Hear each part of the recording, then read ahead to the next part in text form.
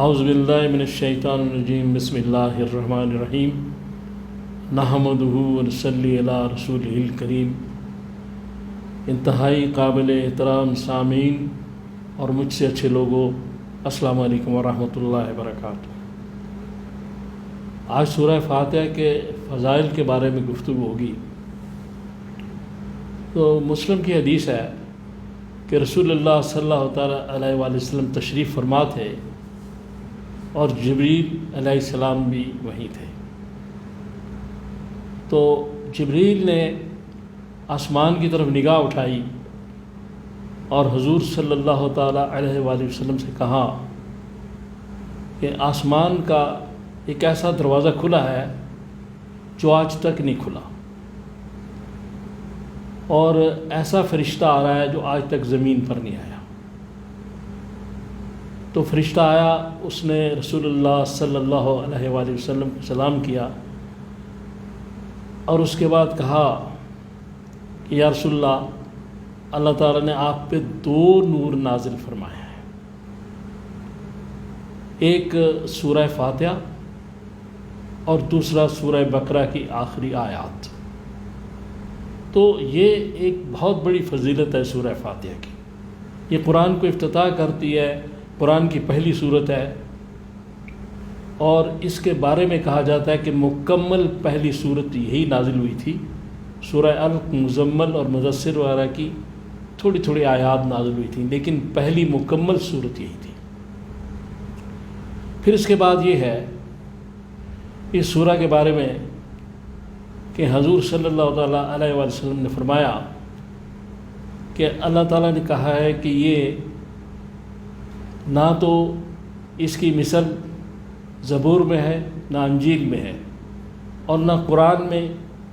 ایسی اور کوئی صورت ہے جو سورہ فاتحہ ہے۔ ترمذی کی حدیث ہے۔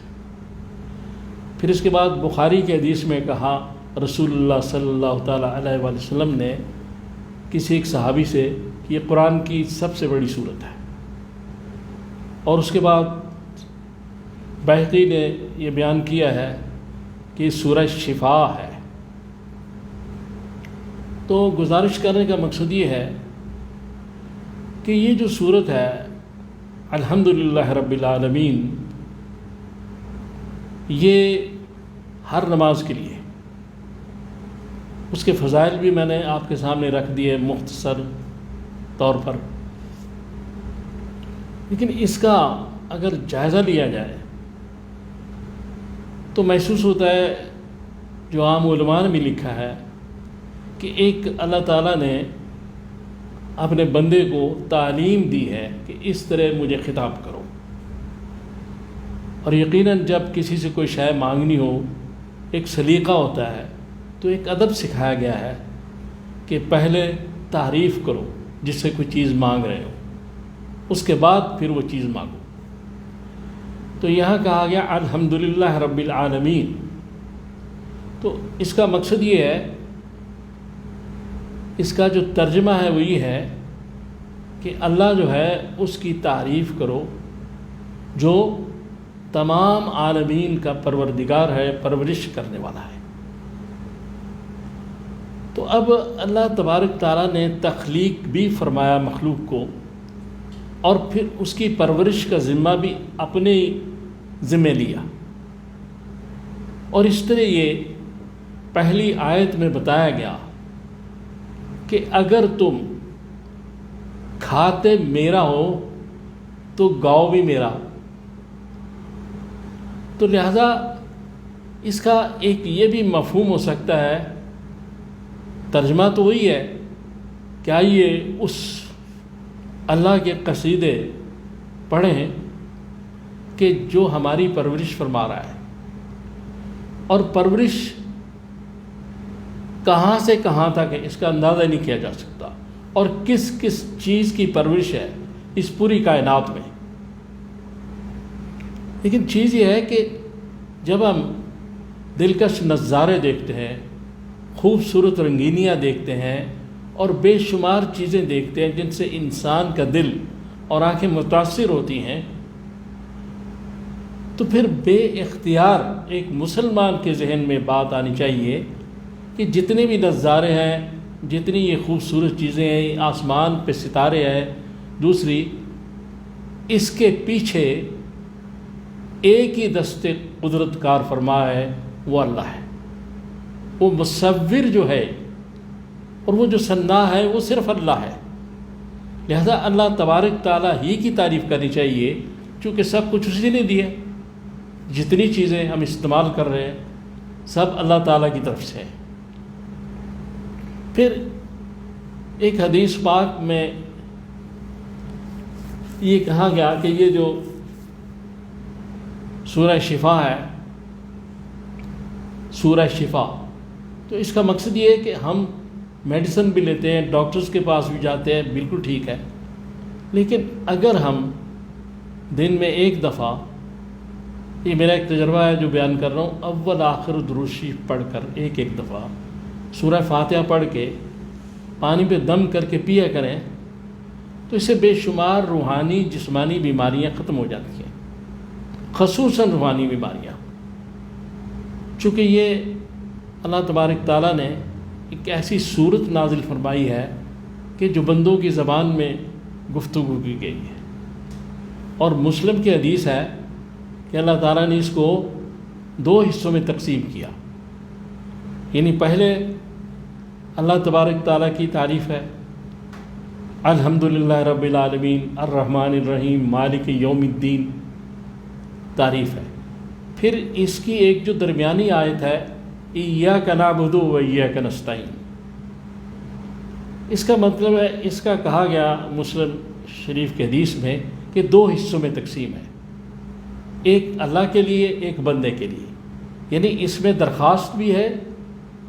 اس میں التجا بھی ہے، اور اس میں اللہ تعالیٰ کی حمد و ثنا بھی ہے۔ جیسے ایاک نعبد و ایاک نستعین، ہم تیری ہی عبادت کرتے ہیں، یہ اس کی ثنا ہو گئی، اس کی حمد ہو گئی۔ وَإِيَّاكَ نَسْتَعِينُ، اور مدد بھی تجھ سے مانگتے ہیں۔ یعنی اس میں یہ بات بتائی گئی ہے کہ اگر اللہ کی عبادت کرتے ہو پھر مدد بھی اللہ کے سوا تمہاری کوئی نہیں کر سکتا، لہذا جس کی عبادت کرو گے مدد پھر اسی سے مانگنا۔ یہ ایک بہت بڑا قانون بتایا گیا جس نے ہر شے کی جڑ کاٹ دی، شرک کی، سب کچھ۔ اب اس کے بعد پھر آتا ہے کہ اہدنا الصراط المستقیم، یہ پھر ہماری دعا ہے کہ یا اللہ ہمیں سیدھا راستہ دکھا دے۔ صراط الذین انعمت علیہم غیر المغضوب علیہم ولا الضالین، آمین۔ یعنی ان کے راستے پر جن پر تیرا انعام و اکرام ہوا ہے، ان کے راستے پر نہیں کہ جو بھٹکے تھے، گمراہ ہوئے تھے، لہذا ان کا راستہ دکھا۔ تو یہ ساری چیزیں ایک بنیاد بن گئیں اس دین کی، اور یہ علماء نے لکھا ہے کہ یہ ایک سوال ہے، ایک دعا ہے، اور جواب میں اللہ تعالیٰ نے پورا قرآن پاک رکھ دیا کہ اب اس کا جواب پورا قرآن ہے۔ تو بخاری کے حدیث میں کہا گیا، حضور نے فرمایا کہ سب سے بڑی صورت ہے قرآن کی۔ ویسے تو اس لحاظ سے تو بڑی بڑی صورتیں موجود ہیں قرآن میں، لیکن یہ انداز ہے اس صورت کا ایک منفرد جو اس صورت کے فضائل میں سے ہے کہ سب سے بڑی صورت ہے سورہ فاتحہ۔ اب اگر ہم سورہ فاتحہ کو یاد کر لیں زبانی، اس کا ترجمہ بھی ہر مسلمان کو یاد ہونا چاہیے کیونکہ نماز میں پڑھی جاتی ہے، تو ہر نفل میں، سنت میں، فرض میں، واجب میں یہ پڑھی جائے گی ہر جگہ سورہ فاتحہ۔ تو اس کا کتنا ثواب ہے اگر آپ دیکھیں تو یہ جو ہے ہماری جتنی بھی دعائیں ہیں ان سے سب سے بڑی دعا ہے۔ تو یہ ہم نماز میں کھڑے ہو کے دعا بھی یہی ہے ہماری، اور یہی ہم دعا بھی مانگ رہے ہیں، اللہ کی تعریف بھی کر رہے ہیں، اور پھر اس کو یہ بھی سمجھ رہے ہیں کہ وہ جزا کے دن کا مالک ہے، ڈے آف ججمنٹ مالک ہے اس کا، یعنی انصاف کے دن کا مالک ہے، جزا کے دن کا مالک ہے۔ اللہ تبارک تعالیٰ جو ہے نا وہ کسی شے کا محتاج نہیں، ہر شے اس کی محتاج ہے، تو اس کا انصاف بھی اسی کا محتاج ہے، وہ اپنے انصاف کا بھی محتاج نہیں، وہ جب چاہے کسی پہ کرم کر دے۔ تو اس لیے یہ ساری باتیں مالک یوم الدین کہا گیا، جج نہیں کہا اللہ تعالیٰ نے اپنے آپ کو، مالک ہوں میں انصاف کا، مجھ سے کوئی سوال نہیں کر سکتا کہ میں نے کس کو بخش دیا کس کو نہیں بخشا، لیکن میرے احکام پہ چلنا ہے، میں اسی کو بخشوں گا جو میرے احکام پہ چلے گا۔ لیکن آگے ایک بحر کرم ہے اللہ تعالیٰ کا، ایک اس کا رحم ہے، اس کے بے شمار چیزیں، وہ جس کو چاہے عطا فرما دے، جس کو چاہے دے دے۔ تو محمد رسول اللہ صلی اللہ علیہ وسلم نے فرمایا کہ یہ جو ترمذی کے حدیث میں آپ نے کہا کہ جس کے دست قدرت میں میری جان ہے، یعنی اللہ کے بارے میں کہا، قسم ہے اس کی کہ یہ جو نہ بائبل میں ہے، انجیل میں، نہ زبور میں اور نہ قرآن میں یہ ایسی صورت ہے، تو یہ قسم کھا کے آپ نے کہا کہ مجھے قسم ہے اس ذات کی جس کے دست قدرت میں میری جان ہے۔ تو ہم قرآن بھی پڑھیں، روز پڑھیں، اچھی بات ہے، پڑھنا چاہیے ایک مسلمان کو، لیکن سورہ فاتحہ یہ بڑی زبردست چیز ہے، اور اس کو بار بار پڑھنا، اس کے بڑے فضائل ہیں بے شمار، یہ مختصر وقت میں آپ سے بیان نہیں کر سکتا، لیکن اپنی ہر بیماری کے لیے اگر کچھ بھی نہ آدمی تندرست بھی ہو، ایک دفعہ پانی پہ دم کر کے اول آخر درود شریف یہ سورہ فاتحہ پڑھ کے ہمیں پینی چاہیے، اور یہ ایک فیض عام ہے اللہ کا، اس کے رسول کا،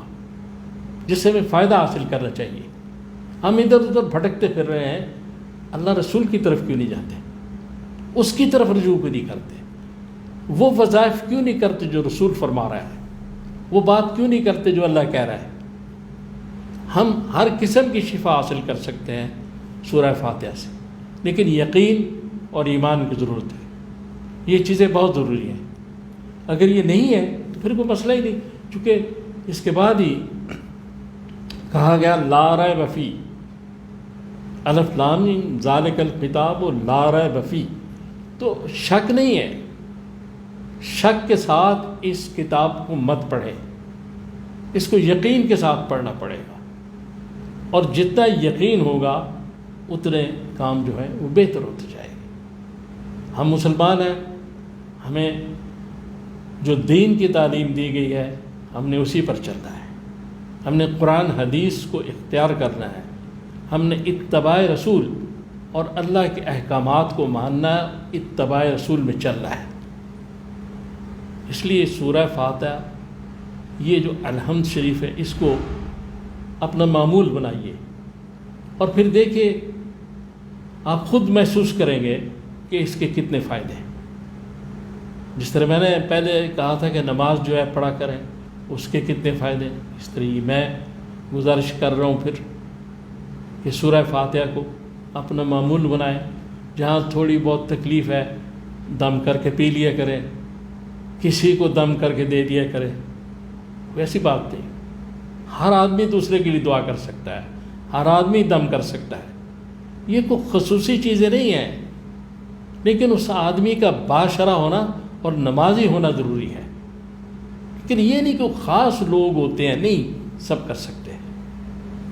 تو اللہ تعالیٰ سے دعا کریں کہ اللہ تعالیٰ مجھے آپ کو توفیق دے کہ جو میں نے باتیں کی ہیں ہم ان پہ عمل کر سکیں۔ صلی اللہ تعالیٰ علی خیر خلقہ محمد و آلہ وسلم۔